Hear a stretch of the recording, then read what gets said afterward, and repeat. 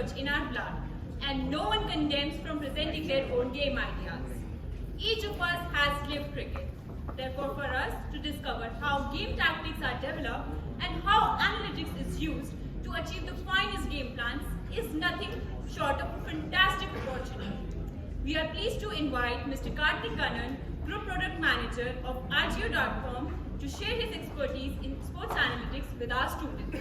He has spent the greater part of a decade as a Principal Product Manager at Cricket.com and a Senior Product Manager at Digital and TSP Media Network. So you're very welcome.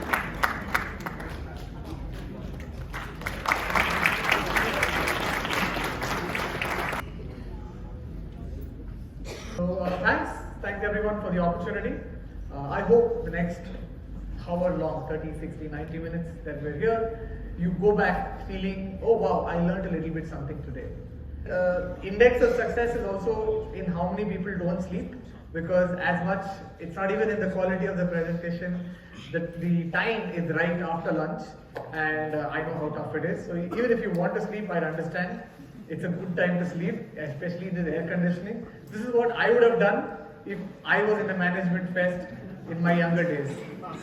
So, okay. So we'll just a quick show of hands. How many of you feel that you are a cricket fan? कि जब भी match आ रहा है आपको लग रहा है अभी देखना है अभी टीवी पे स्कोर को देखना है. How many of you are cricket fans? Wow, I mean so many people exercise their muscles so that you guys won't sleep now. Okay. So the first part of the presentation is to make sure everyone gets up to speed. So everybody needs to come to the same level, and then if the class goes on, then it's far easier. So I'm going to make sure that everybody starts getting a feel of what we're talking, and we'll have a lot of questions. In case you guys have any questions, feel free to stop me. I wouldn't mind the flow. We'll try and see how we can accommodate it, because sometimes then that the emotion with the question is lost in case it's going to happen later. So we'll try to keep it flexible. We'll try to make it enjoyable such that you folks go back feeling happy, and I also go back feeling happy. Okay, now it's visible. Let's see how many true cricket fans we have in the house.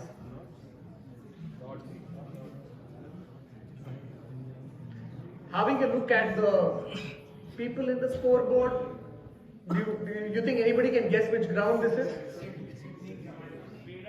Jamaica. Do we have Bob Marley fans in the house? Okay, it is in Jamaica. I'll give you a clue. One of the only grounds that I have seen in India that has a grass bank is the JSCA Stadium in Ranchi, which I happened to go yesterday for the cricket match. This ground also has a beautiful grass bank. Sydney. Okay, so far your answers are not in the geography that I expected to be. No. I'll cut the suspense. This is actually Palekele in Sri Lanka, otherwise called as Kandy. Kandy is the name of the city. And they have these grass banks. And believe it or not, I went and saw this game. It was a New Zealand-West Indies game. It was a 60 rupees ticket. That's how cheap cricket is in Sri Lanka. So in case you're looking to do a good holiday with beaches and cricket, Sri Lanka is your place. You get tickets at less than 100 rupees. That's especially if it's an ICC World Cup event. Okay, so why should you listen to me? Like, what have I done in cricket? I'm not an industry insider as such, but I've been a devotee or a cricket fan for since 1989. Incidentally, I checked when was the first time I watched a cricket match. It turns out it was November 1989. Also, the time Sachin Tendulkar made his debut. So my journey starts from the time that he started playing cricket. Been hooked to cricket as a kid, especially watching whatever highlights. Back in our time, we only had DD1 and DD2. I don't know if any of you can even relate to that. Today, in this era, you have a lot of channels to go watch cricket. There are streams. But yes, I belong to that generation.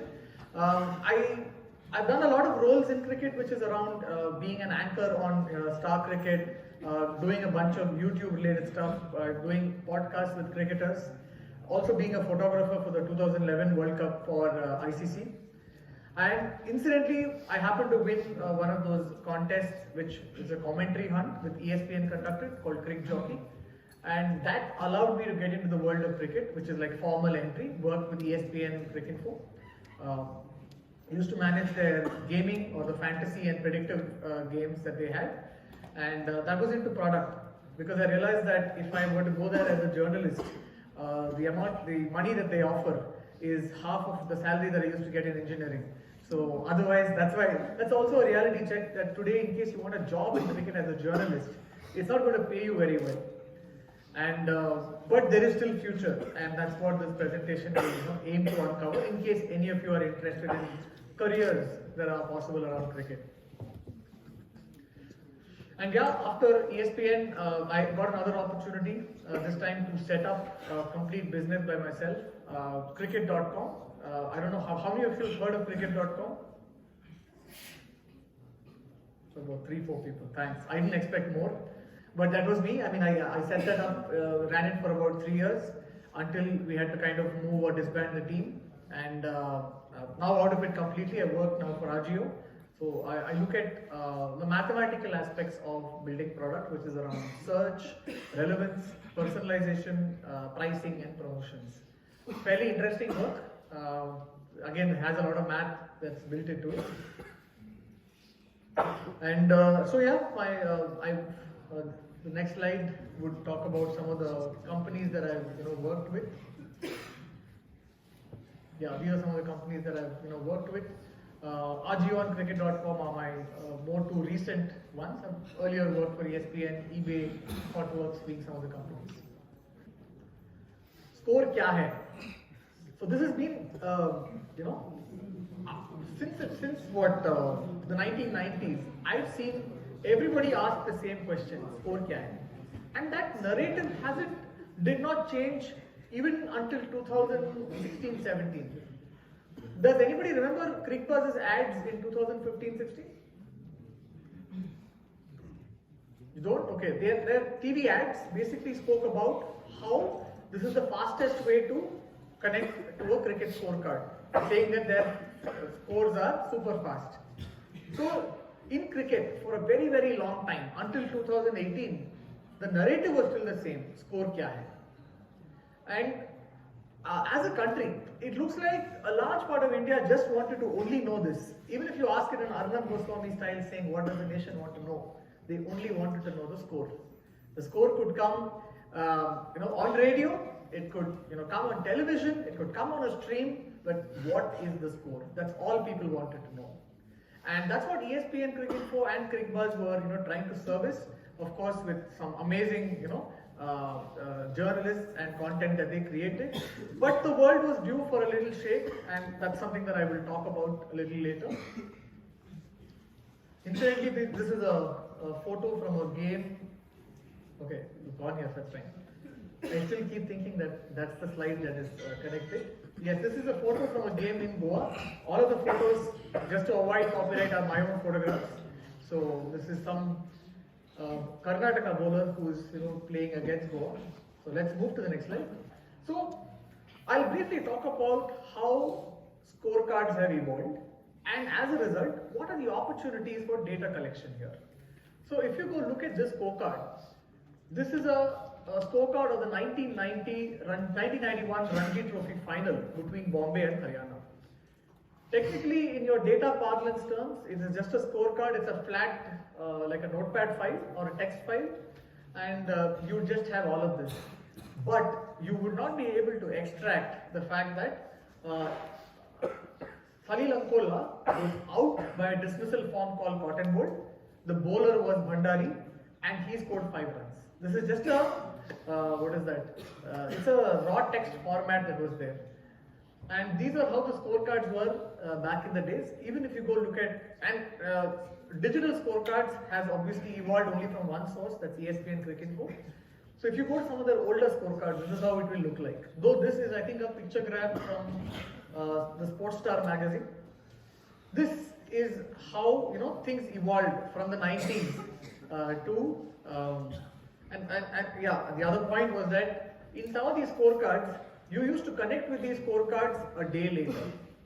Match used to happen, get over by about 4:35, but you would actually look at the scorecard only the next day in the newspaper. The newspaper was actually the place where you connected with the scorecard. Then in 1996, as India woke up to newer technologies like the internet, VSNL, I'm sure a lot of you guys don't connect to it, you were probably born much later than that. But in my generation, as soon as you connected to the internet, there is modem sound, and every 3 minutes you're paying 1 rupee. Your parents at the back of you saying, what is it that this person, what is the child exactly doing? You were able to then collect the data and have it in a format where you could have a data set that would know, okay, fine, this particular batsman, Craig Spearman, scored 12 runs, he faced 12 balls, he hit 3 boundaries, and this was his strike rate. So that's essentially 4 data tables for you.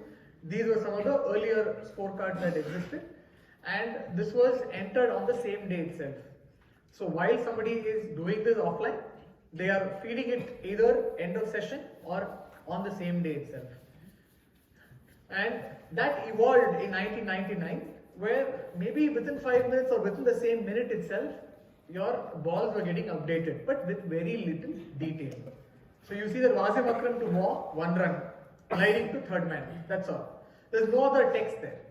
But this, surprisingly at that point of time, was useful for people who were not on a broadcast. Let's say they didn't have a TV, they were sitting somewhere else, they were in some other university, and that's how Cricinfo was in fact started. While this is an aggregate data set, this is basically a data set that has a little more context, where you know at a ball level. Let's say if you had to basically say, okay, what is Wasim Akram's bowling, what is Darren Lehman's batting strike rate against Wasim Akram in the 20th over? So it's a very simple math, you'll be able to do it. So Wasim Akram has bowled, I think, 3 balls, and he's basically scored 4 runs in 3 balls. 1 is a leg by. So 4 by 3, 133.33. So you have a lot more context, and that much of data today is being logged. Now, today, while all of this data is being logged, you don't have access to any of that data. They will decide what is to be shown, and you will see that data. Now, there came another era in 2018. How can you basically have all that data and start showing it to consumers? So when I started cricket.com, I realized that there is so much of data here. Why aren't we showing math, or why aren't we showing data?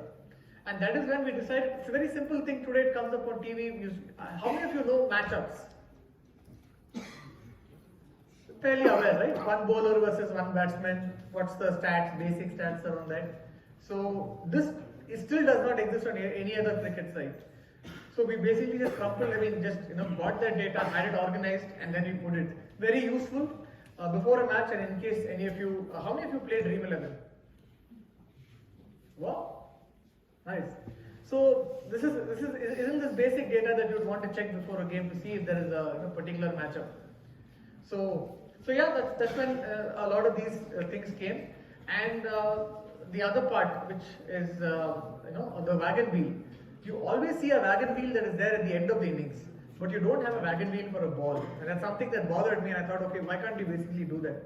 If we geographically know where the ball went, then all of this data is getting logged. I said, why can't we put this? So the simple reason that I didn't have journalists who could write extravagant English, I'm like, as long as I know the direction, I can just show a simple graphic like that. So today, these are all the possibilities in terms of when you say score kya hai, what are the possibilities with data that is there? But as I said, the world was about to change. The world would now move from score kya hai to score kya hoga. And why was it important? We will just see that in the next slide. So far, are all of you with me? Okay. Say it a little louder. Thanks for waking up the rest of the ones who are sleeping. Thanks. Okay. Next slide, please.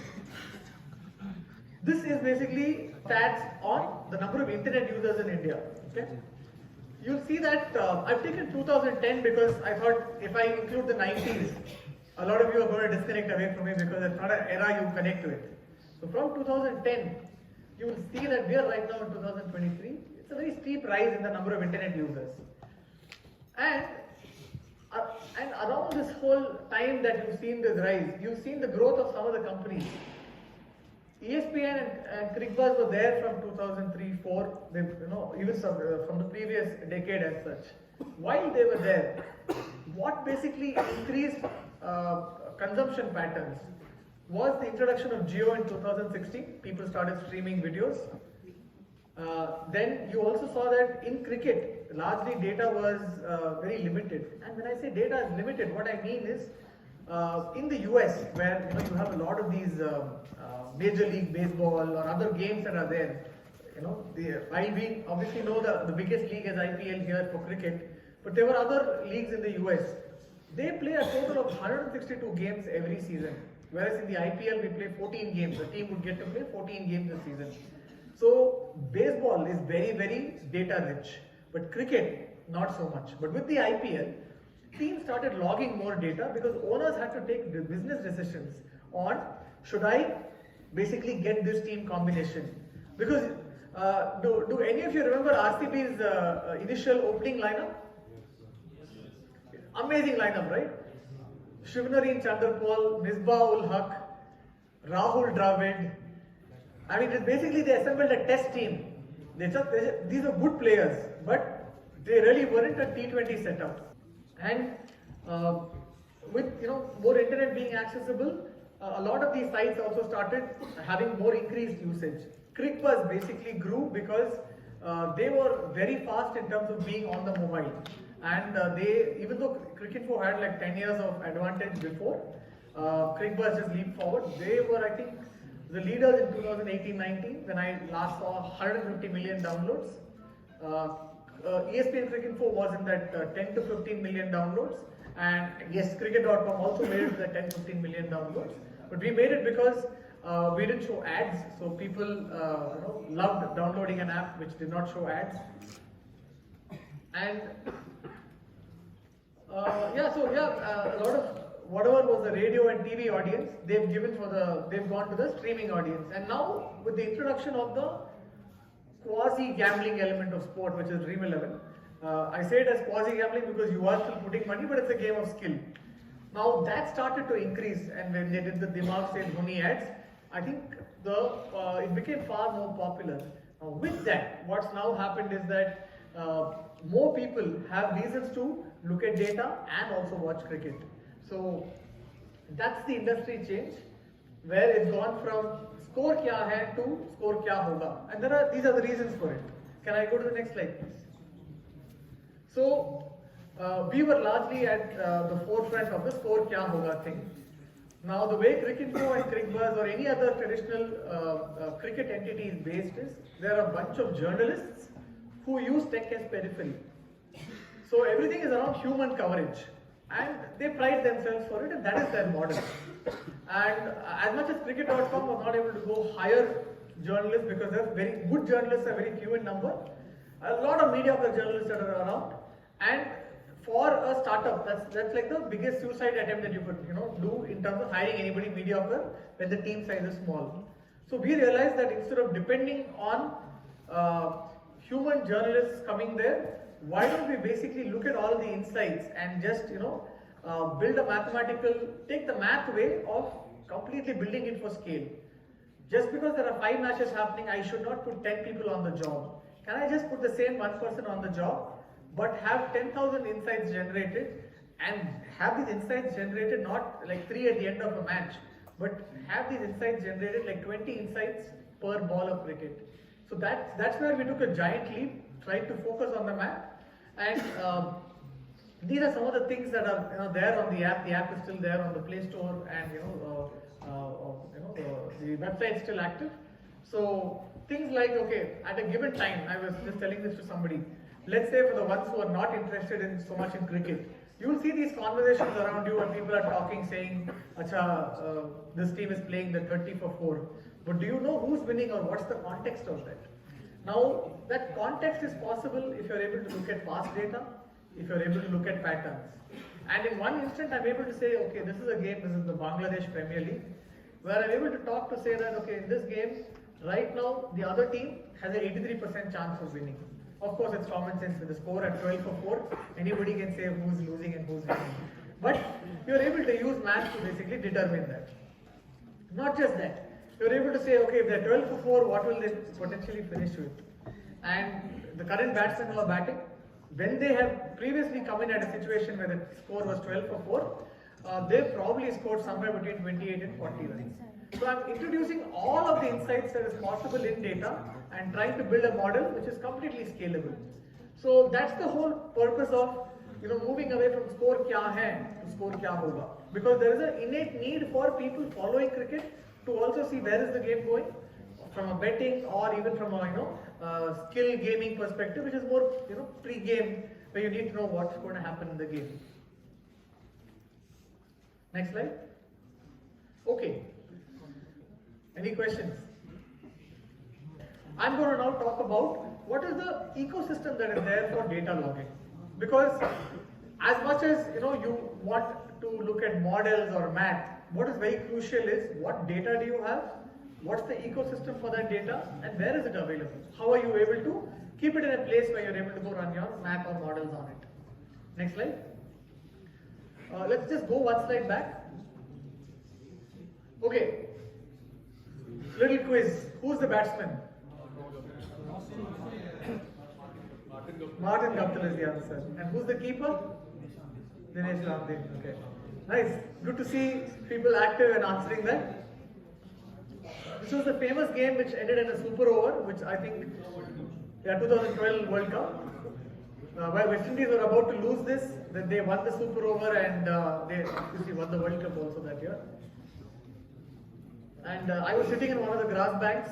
Luckily, I had a zoom lens. I was able to get this frame. It's a beautiful ground to go watch cricket. Next slide, please. Okay.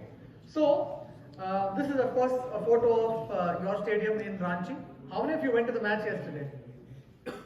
That's roughly about 7 to 8%. Nice. So at the venue, some of the data that is essentially logged is that you see that whenever a 6 is hit, somebody says that it's 96 meters or 100 meters.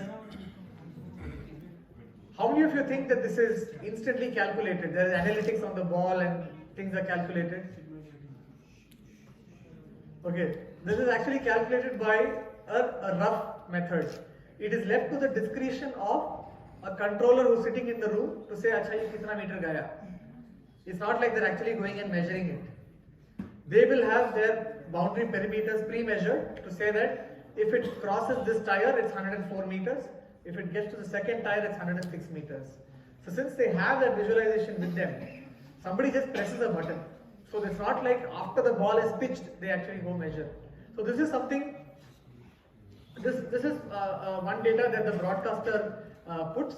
Outside of that, there is, there are these on-ground scorers who are logging in saying, okay, what is the speed of the bowler in terms of the speed gun that is there.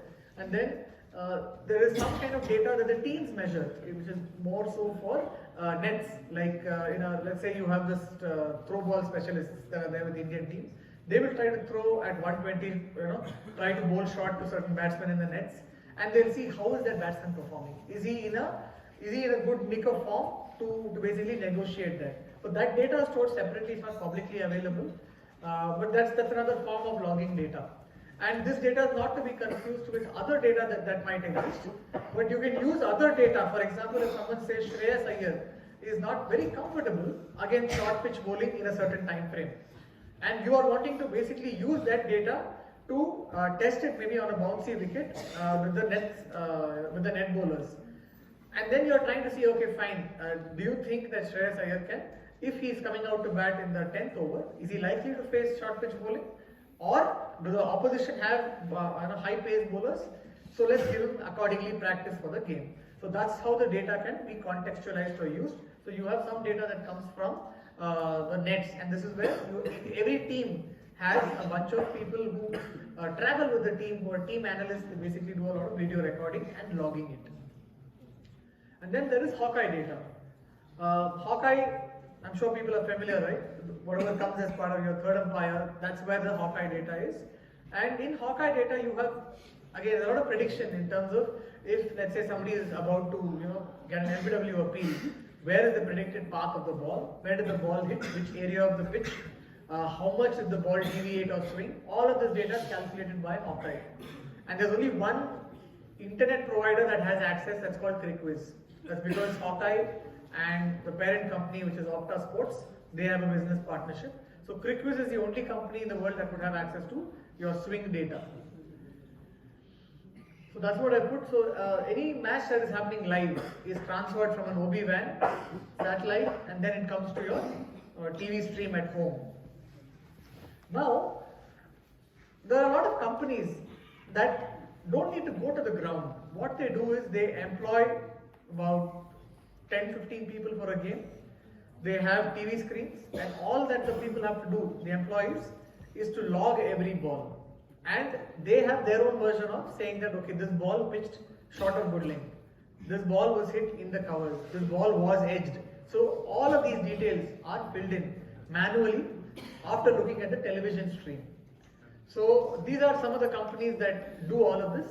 These are your performance analytics companies in India. Like for example, Kadamba. Kadamba works with the Australian cricket team. Also, they work with Rajasthan Royals. Sports Mechanics is one of the most earliest companies in performance analytics, and all of them are based in a 5-kilometer radius. 95% of the cricket analysts are based in this area in Chennai called Gindi, T Nagar, and Mambalam. That's it. 95% of most cricket analysts come from this geography in Chennai, and Chennai is for some reason the home of anything to do with cricket analysis. Sportalytics is another company. They work with the Indian women's team, and one of their analysts works with CSK. So these are and all of the data here is not available for public consumption. There is a paid private access, like teams have access to this data, and they pay money. They also get video footage of, let's say somebody wants to know how strong is Kieran Pollard, especially when you bowl high quality leg spin to him. After the 14th over. So you can run a query and then all of these videos will come. It's tagged appropriately. Now this is paid private access. Similarly, there is another level of paid private access where the similar companies do this, but they give this data to other companies that run media businesses. For example, Cricket.com. Cricket.com did not have an in-house team that used to log all of this. As a startup, we couldn't afford a larger team. So we would pay money to one of the other operators. They would give us that data real time, and that's how you're right now seeing it on the Cricket.com app. This data comes from another provider. It sits in our DB. We then do calculations, and then you're seeing all of those simulations happening real time. Sorry, not yet. So this is again a different level of paid private access. Cost sometimes. It could be as cheap as like this company called Ronas, RZ in the end, where they only give ball by ball scoring data. So if you want to go start something at a very basic level, Ronas is the company you would probably go reach out. They're the cheapest to get something started, where you get a live feed in the match, and then you use that to work on your models. But let's say you don't want to do anything that is live. You just want just basic ball by ball access. Then what you probably do is you go to a site called CricSheet, cricksheet.org. That is where you download, like there's a Excel format or a CSV format. You download that, run your model so that in case any of you are interested to see what you can do with cricket data. Of course, there are Kaggle data sets that are possible. Again, I call them pirates because none of this is legal. There is somebody who's done it out of interest, and these are like open source initiatives in cricket. If someone's put all of that data out there, you can go use it, but all of this is delayed. You can't go run a business with this. It's definitely very useful in case you're looking to do an assignment or trying to understand anything around cricket data. Okay. So yeah, I think you can move to the next slide. Okay, now what are the, see this whole cricket analysis, there is a larger ecosystem around it, and you also need to understand that the way cricket happens, cricket analytics is a very, very small part of the whole larger ecosystem.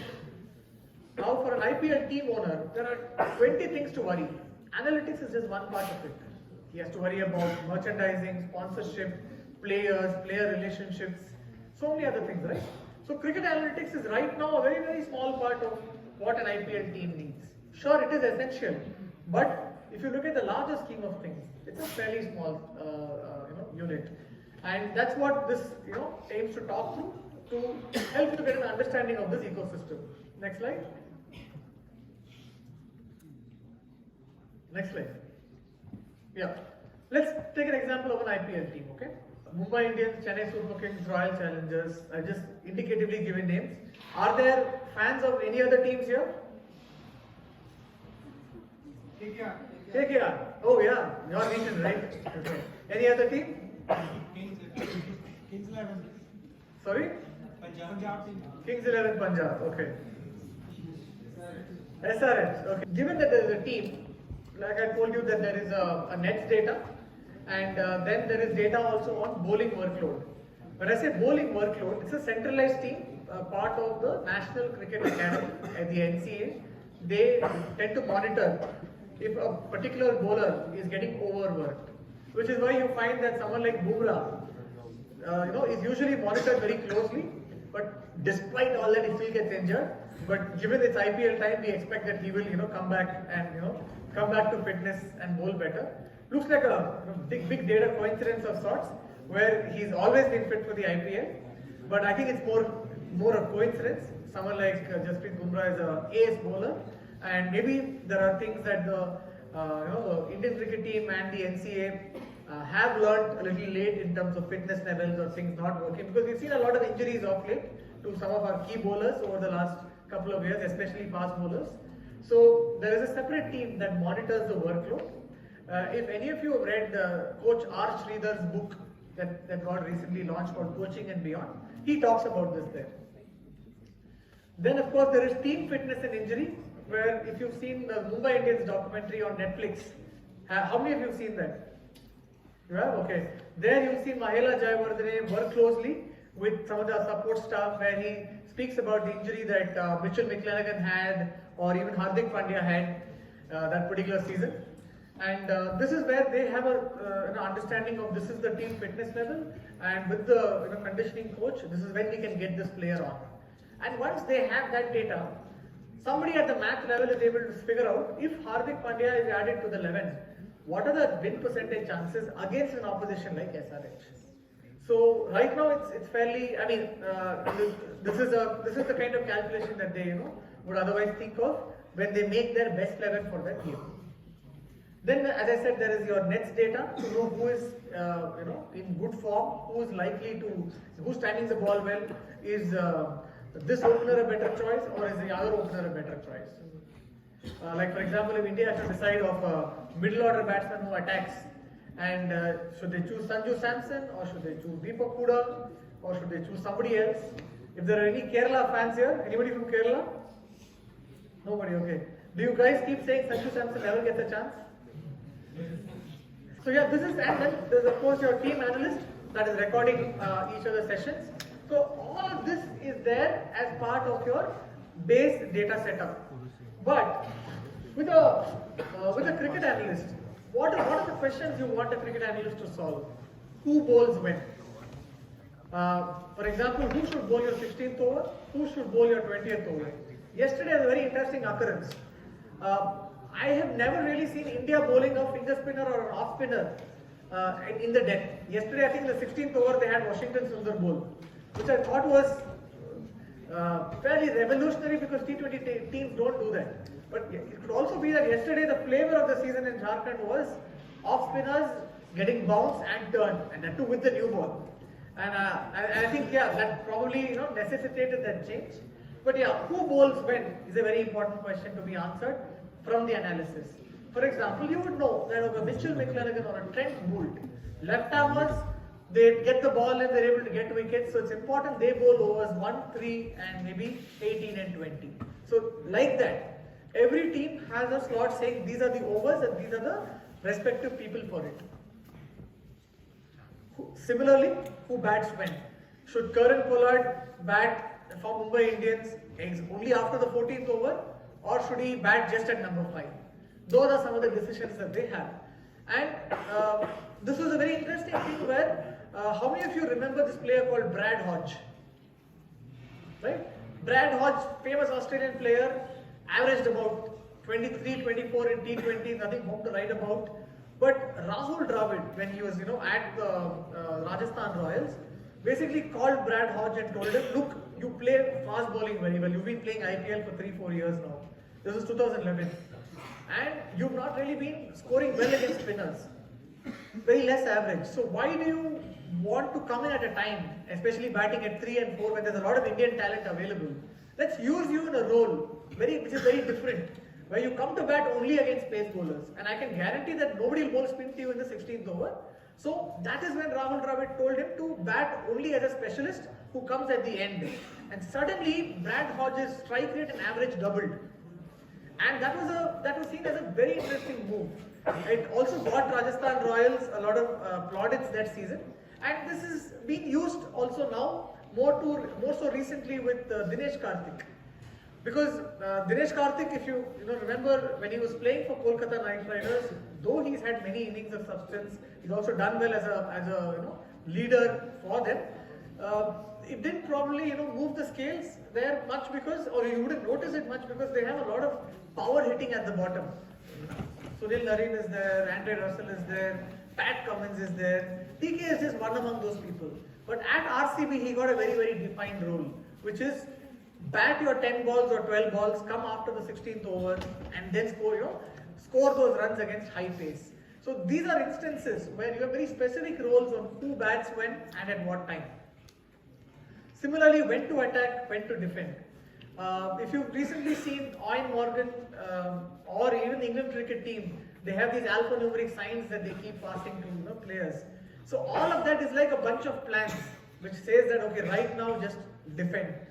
Because there is somebody else who's waiting in the dugout, he will come and score those runs. Right now, don't lose another wicket. Maybe because at that point they know that against this quality of bowling, if you were to lose wickets, it reduces your chances of winning by a certain percentage. So just listen to the strategy that we've given out. Players' focus is largely on the execution. The strategy is set by the team that is in the dugout, which is could be the coach, your performance analyst, all of them. And okay, what are your options at disposal? For I say options at disposal, for example, yesterday, who should India bowl at the 10th? Apart from Arshdeep, could you have got somebody else? Or who in the squad can you have? Should you get Umesh Yadav? Should you get Shardul Thakur? So these are your options, and sometimes if your options are limited, you go with whatever is the most viable option. So the other thing is the release shot. Like for example, let's say that yesterday Daryl Mitchell was struggling a bit, and his release shot, I have generally seen that if you are able to bowl at his legs, and not just Daryl Mitchell, any power hitting all rounder, when you bowl at the legs, swinging in the arc between long on and mid wicket is the most easiest thing to do, and that's exactly what happened in 19.1 and 19.2 in the no ball and the other 6. Balls were in the slot, it got hit for a 6. So for some batsmen, they have a release shot, which basically means if you are under stress, you are not scoring runs. What is that go-to shot the batsman employs such that he gets his runs? So for Rohit Sharma, a trigger is a short ball. He is in fact one of the very good players against of the pull shot. And recently, when he is not in form, right, he will try to do that shot. And this happened, I think, against Zimbabwe. One of their bowlers, I think it was Richard Garva, left armer, he bowled a shot against Rohit Sharma, knowing fully well that the boundary is fairly big. I think they were playing at the Adelaide Oval in the recent T20 World Cup. And Rohit Sharma wasn't getting runs because at the other end, you had KL Rahul batting. And as much as he's a great player, not been a fan of him in recent times because India starts playing a 19-over match with KL Rahul opening the batting. Because the first over is like a dedicated maiden. So, because of the pressure that KL Rahul puts him on the team, Rohit Sharma sometimes has to look out for other scoring options. And Garva bowled it short, and Rohit hit it exactly to the only fielder there at leg side, and he got out caught. And I could sense the Zimbabweans celebrating because This is where all of the data comes to use. That this is Rohit Sharma's release shot under pressure, and if you bowl with a field in a big ground like Adelaide, he may not clear it. And they took that risk and it worked for them. So these are, and similarly for a bowler, what is a comeback ball? If you've been hit for a 6, what is the ball that a bowler, see, they're all creatures of habit. So as a bowler, if you've been hit for 6, you react in a certain way. Let us say your professor suddenly comes and shouts at you. You will notice that for each one of you, there is a certain way in which you immediately change and talk to the professor. Like, you become submissive or you become defensive, maybe one of you is even aggressive. But there are defined ways, like one of the earlier speakers said, right, n equal to 1. It's a personalized, defined way in which each person reacts under duress. Similarly, is a comeback ball. What is the bowler's comeback ball that he will bowl, given that he's under pressure? Now, I was actually scared when I saw Shardul Thakur get hit for a bunch of 6s in that game where Bracewell scored 140. Because whatever they bowled, this guy was hitting. And I was in fact feeling bad that 130 for 6, we were actually allowing a team to go chase 349. So I knew that Shardul Thakur's comeback ball is always the slower one. With whatever he bowls, he somehow has the knack of getting wickets for you. But he's a very good proponent of the slower one. And luckily that was the ball that got Bracewell out, LBW down the leg. The ball was to go down the leg, but I think it just struck him on his back toe. And this came right after he got hit for a 6. It was a length ball which I think got hit towards deep mid wicket or long one. So this is what is a comeback ball. So these are the things that a cricket analyst notes and puts it. And not so, a job of a cricket analyst is more in the data analysis space, not yet in the predictive space. Because predictive space is fairly unproven, and the data analysis space is still a bigger problem to solve. If you were to go to a coach and say, what are the top 3 things you want to solve? A data analysis will be a far easier way for people to understand and for the cricketer to also listen to you. So that is where the job of a team analyst is. Of course, it is in also getting the respect of a cricketer. So as a result, as a cricket analyst, and I've seen most of my analyst friends also tell this in various forums wherever they get to talk, that they have to earn the respect of the players, they have to earn the respect of the team, only then will some of their suggestions actually be heard. Because otherwise it's very tough for anyone to listen to a random cricket analyst trying to sit on data. That's a challenge that is potentially there in the industry, but I hear things are improving. So yeah, that's, and the other thing is a match narrative. Now the job of the analyst is to set saying, okay, these are the 3 most important things which at the outset we will target. I'll give you an example of a match narrative in the next slide. But before we go there, this is the job of a cricket analyst. The ones in green is the job of former cricketers who have a better chance of succeeding here. Things around scouting, player development. When I say player development, I'm going to talk about a particular player. Let's see if you can get this player right. Now today, if a modern day player takes 20 matches to get an ODI 100, high chances that he will not play in the team. There is one player who I think for a large part of his first 5 years of ODI cricket did not score 100 at all. His highest score was about 81. Would you keep this player in the side? You probably think once, think twice, but that generation they kept this player. In his 79th match, 79th ODI, after 5 years he scored a century. Sachin Tendulkar. But who is he today? Sachin Tendulkar is an icon for us who, of course, even for me, in terms of being able to go watch cricket. But this is where it takes time to develop a player. Tendulkar took 5 years, but he had of course shown glimpses of form in Test match cricket, where he's by then I think scored about 500-600s. But his first 100 took some time coming. Same with someone like Rohit Sharma or Virat Kohli. As much as they had been accelerated at a very young age to the Indian team, it took them time to settle down. Rohit Sharma, when was he a Test certainty? This happened in 2018 or rather 2019.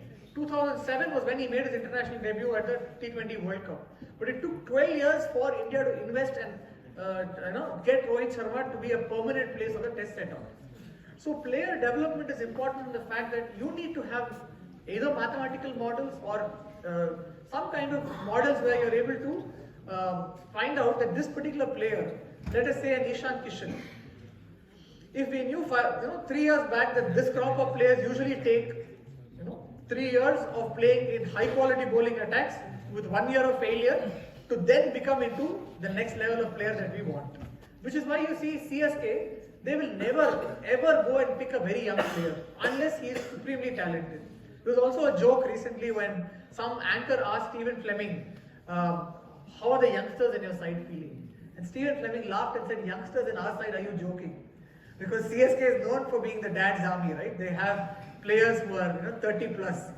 So CSK basically picks people who have gone through that particular journey of failing and then have become a complete player. It is only then that they start to pick you on your side. And CSK develops potential leaders and puts them together. And if you see if you see different players at times in CSK, like Faf du Plessis, Jason Holder, they've all been World Cup captains. Ravindra Jadeja, so Brendan McCullum at one stage. So that's exactly how teams are picked. So the player development part is very important. And auction analytics is player ke liye kitna paise diye. I mean, like how much more can we spend for a particular player? So all of these things is where you have ex-cricketers passing a lot, adding a lot more value. And today I see that a lot of ex-cricketers also getting into understanding data, and that's a very welcome step, because the more they are able to understand and appreciate some of these things, you are getting best of both the worlds. Somebody with a data background who's able to give their best, somebody from an actual cricket background who's able to give those instances, and then you're able to create a very potent system that basically helps the development of sport and of viewers who are trying to watch a telecast. Let me give you an example of a narrative. When I said a match narrative here, right? Can you go to the next slide, please? Okay, this is an example of a match narrative saying before a game, what is it that is fed to a team by a cricket analyst. Now, what is important here, or the key lesson that I want you to take is, you will have lots of data, but the key intelligence is in deciding which data is important to look at, which data is important to socialize and say this is the most important thing, and how do you prioritize looking at information. This is something you would have obviously read as part of your CAT sessions in terms of data sufficiency or data reasoning to look at some of these problems, and you'll obviously see that obviously in your case studies also. But it still says the same. That's what I'm trying to say. Cricket is at a phase where predictive analytics is still in its infancy, but the aspect of data analysis doesn't escape. So as long as you're somebody who enjoys looking at data and somebody who is looking at where is the problem, which is the most important part of the problem, you're in good hands, because cricket still needs people who can do that. Can we go to the next slide? Yeah. So let me cut to a particular time. This is the India versus Bangladesh World Cup game at Edgbaston. Happened in June 2019. I'm just picking an old game so that you're able to look at the context. So the way we are going to talk about this is, what is the stat, which team could potentially use it, and what happened in that match. Okay, so that's the way we are breaking this down. So let us say one of the narrative that the team analyst gives is that, hey, Rohit Sharma is playing at Edgbaston, and this guy has scored 3 consecutive knocks, 90 plus. Looks like in this ground this guy is in form. He's a slightly dangerous player. You need to get him out early. And if you look at Bangladesh's results against India in neutral ground, not in Bangladesh. I know in Bangladesh somehow these guys grow up as tigers, and they've actually I think beaten us twice. Once in 2015, once in 2022. So, or did they beat us anywhere else also? I think 2006, 2004 when Dhoni made his ODI debut. That's also a season when they beat India in an ODI series. Bangladesh is very good against India at home. But in neutral matches, Bangladesh has never beaten India. So if an analyst basically summarized that, okay, here are 2 points of interest. So for a Bangladesh analyst, stat on Rohit Sharma, and for a Bangladesh analyst, a stat against themselves, saying that they are a very pale shadow of who they actually are. Let's go to the next slide. Next slide. Yeah. So there was this interesting stat that came about that said that Rohit Sharma's six hitting power is on the wane. You know, right? There's recently this record that Rohit Sharma is the world's biggest six hitter. For a long time it was Shahid Afridi, now it's Rohit Sharma. So in 2019, as a cricket analyst, one could find out that when you splice data as per years and see it before the 2018 World Cup and in 2019, Rohit Sharma's he used to take more time to hit sixes. It's almost doubled. You see a metric called BP6. BP6 is basically balls per six. Earlier he used to hit a six once every 29 balls. Now that had increased in 2019 to once every 51 balls. So an analyst is able to spot this particular trend. And he's saying that Rohit Sharma is hitting lesser sixes than before. As a result, if you try to cramp him and not give him enough easy balls, he will eventually get out trying to hit sixes. So this is a piece of data you can give it to the Bangladesh camp and say go and target him. But the other problem is if you do not execute it correctly and you end up feeding short balls to a part of the ground where they say the ground is small and you bowl short to him, he will get into a six hitting frenzy. This is exactly what happened. Rohit Sharma was not really hitting too many sixes, but Bangladesh didn't execute the plan properly, and as a result, that day you had Rohit Sharma scoring 5 sixes. This was the World Cup game. Of course, Rohit Sharma was in great form. He had about 500s in that World Cup or so. So this is how, if there is a plan made against a player, but if not executed correctly, it can go the opposite direction. So this is one example. Next slide, please. Yeah. This is something that I'm going to say about the local boy MS Dhoni. Some of you who are ardent Dhoni fans may not like it. How many of you are Dhoni fans here? Oh. And how many of you are CSK fans? Less? Okay. Right. So there was this stat around the World Cup that out of teams which had their number 5 to number 7 batsmen, India was not, it's one of the least sixes that they hit in the Cricket World Cup. Before that game, this was a stat that came out. When I say stat that came out, it's a stat that we had in our cricket.com studio, because we also have a bunch of analysts. But our analysts don't work with the team. We try to give this narrative on our shows that we do. So we figured out that India basically doesn't hit too many sixes, especially from their number 5 to number 7 batsmen, the lower middle order that is facing the death overs.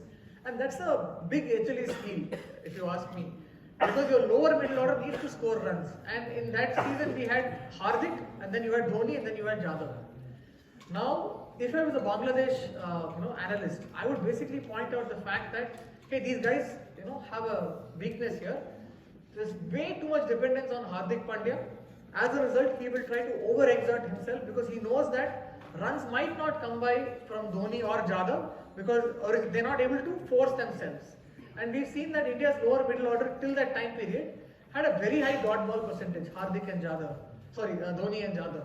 And also the least strike rate in the final 10 overs, assuming at least a minimum of 50 runs scored, you find 2 of your batsmen there, and Kedar Jadhav and MS Dhoni. So when you have this kind of stats coming, Bangladesh also know that this is an area where they can pull the game back just in case some of the Indian batsmen have scored heavy, and that's what happened in the game. So India, knowing that they have a very low boundary percentage, you see that for the side that batted, they did not score enough runs, and Bangladesh were able to execute their plan correctly. And when you look at the number of runs that they added, I think there were total 43 runs coming off 42 balls.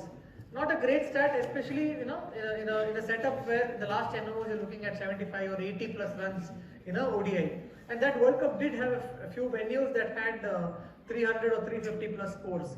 But for some reason, India being kind of amputated by the lack of six-hitting ability, they weren't able to score too many runs against Bangladesh. So this is another example of how you are basically able to see that how is it that if you are able to hone in on the right stat and execute your plan, the team is able to benefit. So this is an example of that. Next slide. Next slide. Similarly, as a Bangladesh fan, the first thing that you would say is, hey, we have to beware of this guy called Mohammad Shami because he is coming into this World Cup with a lot of form. So you see that he's got the best average, in a single season for the World Cup, and even coming into the World Cup, given 10 innings, his strike rate is exemplary. This is gold standard for a bowler to have a strike rate of 17. Strike rate is the number of balls you need to take a wicket. So it means for a 60 ball spell, 10 over spell, you're getting 3 wickets, and 3 wickets is huge for in every game. And when you have that kind of a stat, what Bangladesh did is they decided that they'll have to go target someone like Mohammad Shami. So if you look at the scorecard, you will see that they used their plan very well. Against Mohammad Shami, Mohammad Shami was amongst all of the bowlers had the least amount of dot balls. They decided they will go against Mohammad Shami, they will go attack him. And as a result, Mohammad Shami went out to the attack. Bangladesh scored, otherwise if Bangladesh would have lost wickets to Shami, they did not lose wickets, but instead some of the wickets went to India's other bowlers, higher quality bowlers like Jasprit Bumrah, and even Hardik Pandya got some wickets. But the whole point was, their plan was, can we go unsettle Mohammad Shami? And they did that very well, knowing fully well that even if you've seen the 2015 World Cup or the 2019 World Cup, Shami had an amazing run. He would come in and he was amongst the wickets. So this is where analysis comes to the point where you're able to say that Shami is a big nightmare for opposition batsmen, and you will have to hit him out of the attack. So while Bangladesh executed that plan well, it's like operation successful but patient dead, because they still lost their wickets to some of the other bowlers and they lost the game. But the minor plan of executing against Mohammad Shami came through. So this was just an example of how important match narratives are. So if you have a narrative, are you able to give it to a team so that they're able to go execute it, and it makes a difference in a team's winning. Let's move to the next slide. This is again another similar stat on how Bangladesh's openers do not last long, and this is basically Tamim Iqbal. He had scored 4 20s in that World Cup. So one of the keys was, if you get Tamim Iqbal again out very early, Bangladesh's, this is again a simple correlation. Whenever he scores 60 plus, what are the games in which Bangladesh has won? If he scored less than 60, what are the win percentage that Bangladesh has? Very simple math. So basis that, this was identified that Tamim Iqbal is key. If you get him out early, less than 20, there are high chances that there's a lot of pressure on the middle order, and as a result, the middle order is not aggressive. That's exactly what happened here in this case. So just to add to the earlier point that we've had on the match narrative. Can we move to the next slide? So all of this was so far on the data analysis part. Now comes the next part, which is on predictive data. Now for predictive data, there's a lot of input that goes in. And all of this input goes in trying to arrive at a number which is now going to make it look a little more intelligent, and you're trying to see the game in retrospect. So let us say Australia plays Afghanistan, and I ask you, what are the chances of victory, for Australia and Afghanistan? How would you, let's pick one. Anybody wants to answer that? Yeah, go ahead. How would you want to calculate that? If it's T20 match, then it will depend on lots of factors, because Afghanistan have good quality spin bowling. So okay. if the match is happening in, say, Dubai, and if Afghanistan and Australia is playing a T20 match, then I think I would give much more percentage to Afghanistan. Okay. So you identified some factors, you feel these are important, and because these factors are important, you feel Australia will have a win percentage. That is one part of the story. If you had to look at the set of all factors that you will have to do, one is, would you look at head-to-head stats? Yeah. You would look at. But what if Australia has never played Afghanistan? I face this problem, especially with Australia and Afghanistan. We started the model first up by looking at head-to-head stats between sides. We use the last 5 years games. Who was that who asked me on the win percentage? 2 of you, right? Okay. So I'm just coming to that. So when we started off, we looked at head-to-head as an input in the last 5 years. Then we created a value very similar to your chess rankings. We had a value which we created for the team, which is based on their win percentage. So if they have gone and beaten a stronger side, they progress further. If they've beaten a weaker side, not so many points are added to them. If they have lost to a weaker side, a lot of points are deducted from them. So this is the base model of how your FID or FIDE rankings are calculated. So we created a similar ranking system to basically normalize, saying this is team A versus team B. It's not even about Australia or Afghanistan. How are you able to say that this team with the following stats is playing this team? What are the chances of victory? And I faced this in the World Cup 2019, where I realized that Australia and Afghanistan haven't played, and the win percentage model started showing some blank model on the app. And that was the day we actually also made some Hotstar ads. So not the best way to go spend money on Hotstar when something is breaking. And then subsequently we figured out that it's better to normalize it and also divide teams into clusters. Mathematically trying to take, let's say, a K-means cluster, where if you feed in a bunch of input variables, it could be team's recent victory, it could be the team's current ranking, maybe the ranking is over like ICC does it over an 18-month period. You could choose a shorter time period, and then you have things on what is their best 11. Now with the best 11, what are their chances of victory with this 11 against a particular opposition, where you are basically trying to do, we use Monte Carlo simulation, where you do a bunch of simulations saying team A's strength versus team B's strength, more often than not which team is likely to win. Then you arrive at the win percentage before a game to say, okay, yesterday for the India-New Zealand game, India I think was pegged at 53%, New Zealand was pegged at 47%. And I've also realized with data, very rarely does a game start with 70-30. With T20, we've seen that most sides are evenly matched. The point that you made on Australia and Afghanistan, most sides are very evenly matched. In an ODI, if you are playing USA versus Australia, I may get an 80-20. But in T20, we started seeing that the max we get is 60-40. We never go beyond that. So that is how you calculate, okay, what is the win percentage. Now coming to the, what exactly was your question on the win percentage? I just wanted to ask you how the exact number is calculated, and what are the factors that is calculated. Is it for a live game, for a pre-match? Yes. So in between the game, the percentage keeps on changing. Right. Okay. So very similar to the concept of your Duckworth-Lewis resources. Now, Duckworth-Lewis, the way they calculate is, okay, this team has 80 runs to score and it has 60% of resources, especially if you've lost 4 wickets and you have 6 wickets still remaining in the bank. Very similar, here you would look at resources that are available. You would also look at what are the runs to be got. You take that as an input, and then you are looking at against a similar opposition, how many sides have previously from 120 for 4 gone on to score 250 and above. So basically, let's say the target is 251. Now you will have a distribution to say normally if a team has been 120 for 4, what is the amount of runs that team has got? So you will have a probability distribution. Similarly, what if the team is of strength X and the opposition team is of strength Y? When you are in this position, how often have they gone? So you are able to first, if you have a histogram of sorts, you'll get a sense of what I'm talking about. And I think that's there in some of the other slides. Can you move to the next slide, please? I think this is the win predictor that we built, talking about what is the map.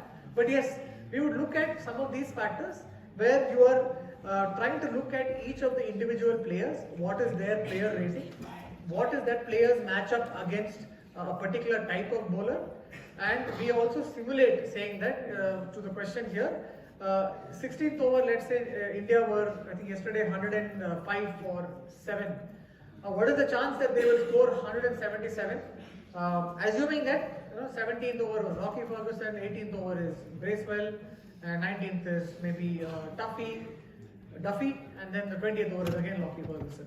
So basis that, you are trying to say what is the likelihood that Washington Sundar will even last till the 18th over. So you have all of this data, and then you are able to churn out a prediction, run similar simulations for, okay, if the order was changed, if let's say 17th over was bowled by somebody else, you are then arriving at that. Using that, you are able to take the average of all of these simulations to arrive at your win percentage at a given point of time. And this is I think a match that I saw this morning. There was a game, Bangladesh Premier League game, where it talks about what is the win percentage chances right after the second over of the match. So it takes into account in similar situations when teams have started scoring 13 for no loss in this ground against an opposition of similar strength, usually the team scores 137 for 6. It is again not dependent on pitch. That is a factor which I have not been able to consider for the simple reason that there is no data on pitch, there is only data on which square they are playing. But what is the nature of the surface? Is the soil weak underneath? Nobody knows that. This is where a cricketer would come to know some of these things, and they would be able to estimate past scores better once you have a mathematical structure like this. So that is, using that it evaluates, saying that a similar team, if they were 13 for no loss, they will end up with 137 for 6. And this is what works for 75 to 80% of the cases. And you will see that in any prediction, it will always regress towards the mean. And that is where the prediction is. So it will never account for out of the world circumstances. And that is how the strength of your model can also be accounted. Now, not many models would have found out that India would win the GABA test of 2021, especially after the morning session when India lost to Rohit Sharma. In fact, the cricket.com model showed a 0% chance for India to win. The test was gunning for a draw. But this is where the model learns over time. So while you're building predictive systems, you're bound to be right 60 to 70% of the times. But the 30% of the times that you were wrong, people will immediately say that, hey, if your data can't predict it, why is it that you're even having all of this prediction? So the data prediction or the predictive modeling for cricket will get better as and when you have more data. It's only with the IPL that you have rich data. Outside of that, there is not much of rich data in cricket, where data is logged for every ball. So that's why I said it's at a very incipient phase, and there are times where sometimes you have random predictions. But that's the fun of it, your model learns over time. For example, we built a model called Over Simulator, where you can simulate saying, okay, who is the bowler to bowl, and what are the runs they'll score in the next 3 overs and the next 5 overs. That will help you get a feel for where is the game going potentially, with the quality of bowling that is at the other end. Can you go to the next slide, please? This was the histogram that I was talking about. So this is again, when we made the model, we had about 14 input features, and we considered about 2,600 odd games, which went into the model. And this is where you see that for a T20 game, on the right or on the x-axis is your count of the total score, final inning score, and on the y-axis you use the number of innings where the score was achieved. So you see that in a T20, there are like close to 1,000 odd games where the score is between 150 and 160. So any prediction we do where is this team after 2 overs, you will look at this and say, okay, fine, they're more likely to end up with 150 or 160. So you start with this as your data input. That's how the model learns. So it's not like these models are extra, you have great correlation. This is all you have. If you had better data, you would be able to more qualitatively use some of these things. So this probability distribution is the base of it at the end of the day. And you decide on a bunch of variables that you think is important. Then you go, you define your feature by looking at the correlation that is there between each of these regressors, and that's how you develop the model. So you first see the data, as someone, I think as Arif was talking about earlier in the day, 90% of the time is just spent in organizing the data, trying to test if that if the value that you're getting, if the feature that you're building is even making sense or not, and then you deploy it. So you go through a fair amount of time trying to do that. And then there's some amount of clustering that is also employed, where you're using clustering as an input. We in fact had a clustering model which is still available, where it says this player, let's say Ishan Kishan, who is he most similar to? When I was seeing this morning, it showed me Nicholas Puran and some other left-hander. So it is technically possible to do a bunch of things if you are being able to define the variables correctly. Can I go to the next slide? There was one other question on data that somebody asked, right? Hardik Pandya, how is his inclusion? So the way we work is, each player, okay, when you are adding that player, let's say you have a squad of 15. Now, if let's say you take Sunil Nareen out and you add somebody else, there is a strength score that we accord to the 11. And not just the 11, we also identify who is going to bowl what over. Okay, it's a predefined thing that goes into your strength score calculation. Because even though you might have a team of amazing players, but if you bowl Deepak Char at the death and you bowl Harshal Patel in the opening, this thing you are bound to fail. So which over, and that is what determines how many runs you will give, how many runs you will potentially score if you've used the correct positions. So what it essentially does is estimates the number of wickets you will take, estimates the number of runs you will score against the opposition. Conditional probability. You are taking, saying that this is the same input that they will open with Mark Chapman and somebody else versus while I will have the following two bowlers. Then it does simulations saying how much runs will they score. And based on the simulations, it tries to figure out what is the overall chances of victories, as I said, those 10,000 simulations. So it will say that, okay, with Nareen in the squad, KKR's chances of victory are 67%. But instead of Nareen, if I add Rinku Singh, I mean, nothing against Rinku Singh, but definitely not the player in the same league as Sunil Nareen. Your win percentage comes to about 64%.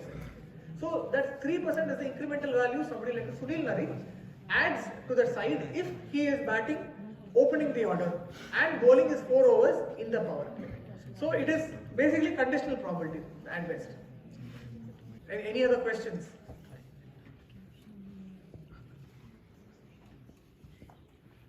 Yes. So how can we make the prediction model more accurate? Okay. When you say accurate, you'll have to say what do you mean by accurate. So if in your case, if accuracy is did it conform to what happened in the real game, that's how we also measured it. So what we do is we look at our predictions. What are the percentage of predictions that were in range? If we say that we'll score 28 to 40, lower bound is 28, upper bound is 40. So what percentage of predictions were in range? What percentage of predictions, if I said that today Tendulkar will score less than 20, that's a big call to make. What percentage of such predictions were right? What percentage, it's a big call if you're saying Rohit Sharma will score more than 80. If you did that, then your model is able to do that. So what percentage of amazing predictions did you get right? What percentage of normal predictions did you get right? And similarly in this case, where do you go wrong? So we realized that for women's T20 matches, there is very little deviation because there are few proven performers and those performers perform consistently. There's a huge difference in a Shefali Bhatia batting versus let us say somebody like, Shefali Verma versus Tanya Bhatia. Sorry, I obsessed with Tanya Bhatia because she gives a lot of points in Dream 11 if she's there as a wicket keeper because she does a lot of stumpings and you know how stumpings are important when it comes to playing fantasy. So, but there are very different, Shefali Verma as a player versus Tanya Bhatia as a player, very different. So that doesn't change over time, but the variability is very high in IPL. So in our pre-match analysis, our win percentage rates were only 56% accurate versus women's matches which were 90% accurate. So as much as you are trying to go towards accuracy, you also have to realize, will this model really help you with that accuracy? Because these games are far too tightly contested. Then it becomes a question of, okay, can I feed in a conditional probability? Because you do not know what's going to happen. You are saying that India will win. But who knew yesterday that Washington Sundar was to bowl 4 overs? Usually somebody else, would have, maybe Huda would have bowled or somebody else would have bowled. Now under those conditions, if you simulate, so then you could probably, we realize that it's better to have conditional probability to say that if Curran Pollard comes in point of entry as a 10th over, this is the win percentage chances. If he comes 18th over, this is the win percentage chances. So there's no point trying to put an average of average. And then it's like a bhel puri which is not even tasty for anybody to have. So that's a maturity that we kind of realized over time as much as we built these models. That it's better to do conditional probability and to create match situations so that people can play around and make more sense of it. Because if you're chasing accuracy, just giving one prediction out, it's a little like trying to put a spear on top of Mount Everest and saying I will hit the moon. It will seem very near, but that spear is never going to go hit the moon. So that's one thing I've realized with especially cricket data. You can't aim for accuracy. You have to aim for, are you asking the right question? Are you solving the right problem? I actually wanted to show one more thing, but I'm not sure in how receptive you folks are. Are we good to go for one more small demo? Yes. Okay. Just curious to understand, if you were to pick a pivotal moment in the match yesterday, which moment would you pick? New Zealand last over, right? Okay. If you were to pick two more moments, sorry? Indian openers power play, okay? Surya Kumar's wicket, okay. So now let's say you have win percentage data each ball. If you were to summarize, saying in 1 over, where did the maximum swing happen, then you're able to automatically give out something called as the turning point. So let us say, let's look at this particular over. This is the 5th over of the match, and this is, I think, when Washington Sundar, it started off with India at 40%. The number is moving, and by the end of the over, India's win percentage had gone to 57%. You see that? The numbers changed. I don't know if you guys had a look at that. If you look at the extreme top under the letter 5, I'll again show it for you. Started at 40%, then Washington got a wicket, then 3 dot balls, India's win percentage increased, and then another wicket, it totally came to 57%. So that's how potentially you can use predictive data to measure each ball, saying what is the win percentage chances because of one particular action. And it's fairly consistent, right? Because of 3 dot balls, your win percentage chances have increased. It's a 120 ball resource, and your win percentage chances have increased. India have taken 2 wickets. So you are able to also quantify what is Washington Sundar's contribution. He has single-handedly in this over increased India's win percentage chances by 17%. So someone like Ashwin, and I get this question frequently often, someone who's bowling 3 overs up in the power play and is giving 6 runs without taking a wicket, they're actually increasing the win percentage chances and creating opportunities for others, but it never gets documented in the scorecard. And this is the power of predictive modeling that you can employ, because all you need to do is run this simulation on a bunch of past events on your control group, and then just test it out on a real match.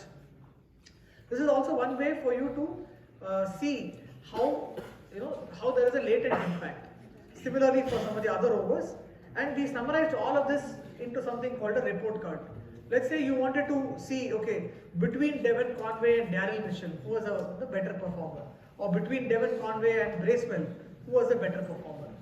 You are able to basically add your win percentages, also add your raw scores in terms of relative contribution in a match, and you are able to come up. Because sometimes I see the man of the match award celebration is sometimes heavily biased in favor of the team that lost. Sorry, the team that won. So this is a very neutral way to look at data and then calculate. The model actually talks that Washington Sundar had the biggest impact on the game, but I wasn't there for the man of the match ceremony. But who was the man of the match? Was it Santner or was it Mitchell? Mitchell, right? Okay. See, you could be clouded by the fact that 26 run over changed scales completely. Sure, it did. Let's see. In fact, that 26, that 18th over, New Zealand, India went from 39%. Wait, which was that? That was the 20th over. In fact, that's not even the biggest. That's not the biggest win percentage impact. As much as we all felt that 1 over changed. There were 4 other moments in the game where the win percentage impact was far higher. This is what data potentially can do. But if you ask any cricketer, they'll say, "Arey, kya pagal, kya bol rahe hain tu?" That over was the only difference in the game. And it's completely normal to say that, because everybody felt that that over was a pivotal over, and that's where we lost the game. But this is where through data you realize that there were 4 other overs where the game completely changed. Maybe India still were in the hunt despite the 20-30 run over. But if you look at it the way our openers played and we lost wickets there, looks like that has been a pivotal point in the game. And in the 12th over, I'm assuming this is the point where Surya Kumar Yadav got out.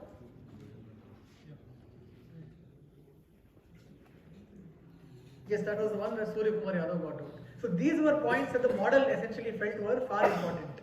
So yeah, this is how you could look at predictive data playing an important role in cricket. And yeah, I hope you've gone back, learning a thing or two about cricket. But yes, otherwise, thanks for the opportunity.